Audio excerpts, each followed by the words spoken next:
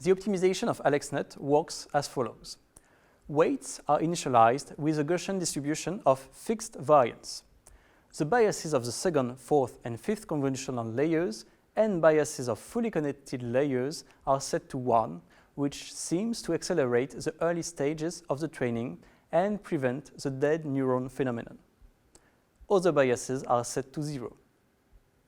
Stochastic gradient descent with momentum is used. The updating equation is recalled here. A mini-batch of size b equal to 128 is used, and the learning rate is the same for all layers with the following heuristic. It starts with a value of 0.01 and is divided by 10 when the validation error stops improving.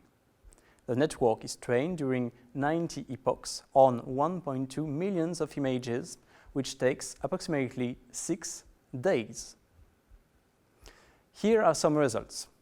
The results correspond to the top 1 error or top 5 error.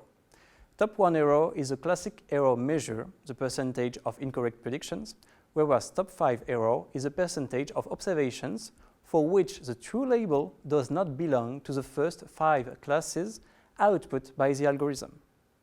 Indeed, the network does not produce a single label, but rather a probability measure over the set of labels, which allows us to order the classes according to these probabilities.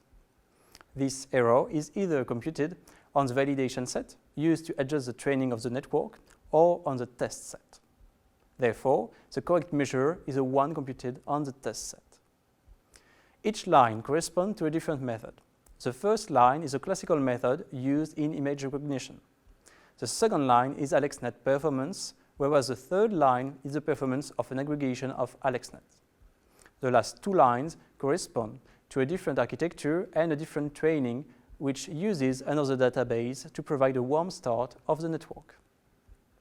AlexNet has a very similar architecture to LeNet, but is deeper, bigger, and features convolutional layers stacked on top of each other. Before AlexNet, pooling layers followed immediately each convolutional layer. The improvement between classical methods, first line, and AlexNet is impressive and contributes to popularize deep learning as a very efficient tool to handle images. On the left, you have test images. The true label is displayed below the image. The 5 most probable classes output by the network are listed below. The correct prediction is displayed in red. For example, the mushroom is misclassified as agaric. However, agaric is a specific type of mushrooms, hence this is not truly a mistake. Maybe the labels in the dataset are not very well chosen.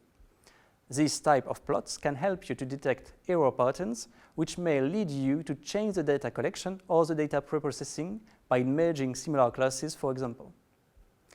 Another example is the image labeled as cherry, which also contains a Dalmatian.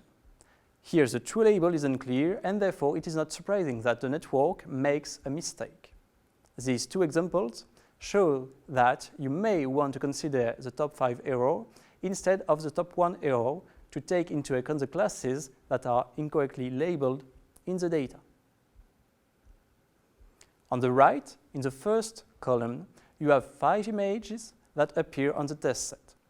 The remaining columns show the 6 training images that produce feature vectors in the last hidden layer with the smallest Euclidean distance from the feature vector for the test image. So, basically, the 6 training images are the closest to the images of the test set in terms of the vector output by the penultimate layer. You see that the last hidden layer is a good representation of the image, since just by looking at the information contained in this layer, you are able to find images in the test set that resemble the original image. The last hidden layer succeeds in retrieving the image structure. We could also look at the information contained in different layers. This is what we are going to do in the sequel.